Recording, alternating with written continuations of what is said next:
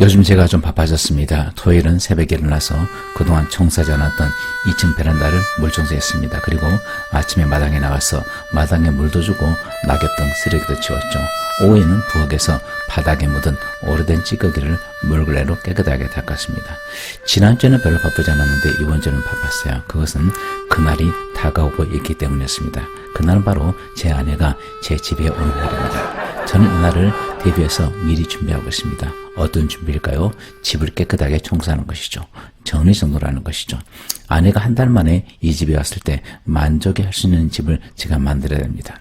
아마 아내는 이곳에 와서 이곳저곳을 보게 될 것입니다. 제가 아무리 잘해놓아도 정리가 덜 되고 청소가 덜 된 곳이 분명히 있을 것입니다. 하지만 제 눈에 보이는 잘못된 부분은 무조건 잘 해놓고 싶습니다. 잠시 한 달 동안 다른 곳에 있다가 오는 아내를 맞이하기 위해서 저는 분주하게 준비를 합니다. 그런데 우리에게는 다가올 심판이 있습니다. 이 역시 더 열심히 준비해야 되지 않겠습니까? 우리가 살아있을 때 예수께서 공중에 진입하시면 가장 좋겠지만은 그렇지 않고 우리가 먼저 세상을 떠난다면 그때 그리스도의 심판대 앞에 서게 될 것입니다. 여러분은 준비가 되어 있습니까? 주님이 우리 각자를 사사시 살피실 것입니다.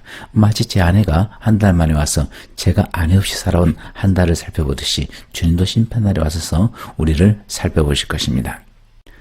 아내가 집에 왔을 때 주방에 더럽고 냄새나는 음식물 쓰레기가 그대로 있다면 아내는 기분이 좋지 않을 것입니다. 여러분 혹시 주님이 싫어하시는 냄새나고 더러운 죄의 쓰레기를 세상 사람들이 즐기는 나쁜 습관의 쓰레기를 치우지 않고 방치하고 있지 않습니까? 시간이 별로 없습니다. 내일로 미루지 말고 오늘 죄의 쓰레기를 쌓아놓지 말고 버려야 되는 것입니다. 다니엘서 8장입니다. 내가 눈을 들어본 적 강가에 두 뿔 가진 순양이 있는데 그 두 뿔이 다 길었으며 그중 한 뿔은 다른 뿔보다 길었고 그 긴 것은 나중에 난 것이더라. 내가 본 적 그 순양이 서쪽과 북쪽과 남쪽을 향하여 받으나 그것을 당할 짐승이 하나도 없고 그 손에서 구할 자가 없으므로 그것이 원하는 대로 행하고 강화해졌더라.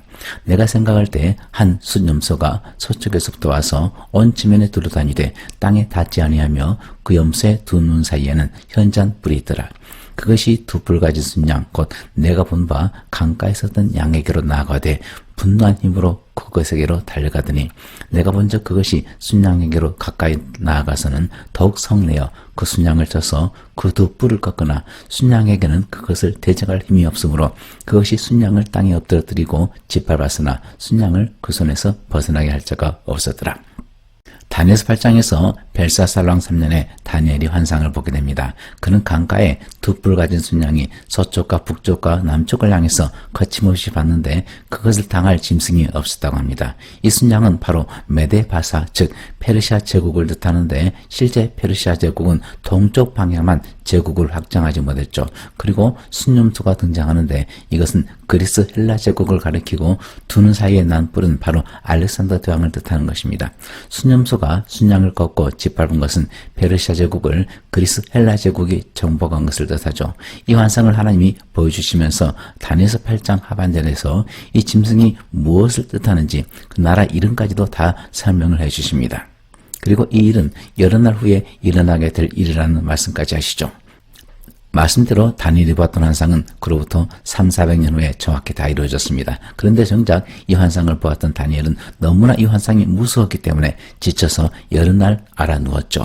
그만큼 하나님이 보이신 환상은 앞으로 일어나게 될 무서운 일이었던 것입니다.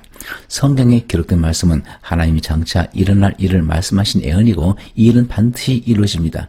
그러므로 우리는 이 말씀을 존중해야 되고 이 말씀을 주의 깊게 보아야 되고 이 말씀을 벗어나지 말아야 되고 말씀에 순종하는 삶을 살아야 되는 것입니다.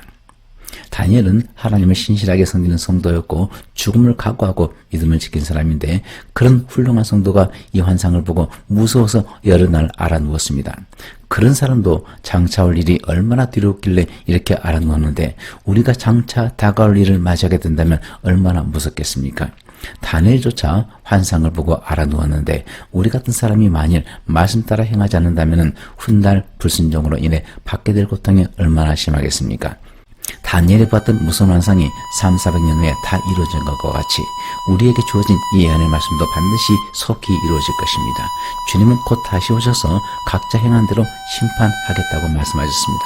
그러므로 성경에 기록된 예언의 말씀을 경히 여기지 말고 소중히 여기고 말씀에 순종함으로 심판날에 주께 칭찬받는 그런 사람이 되어야 되겠습니다.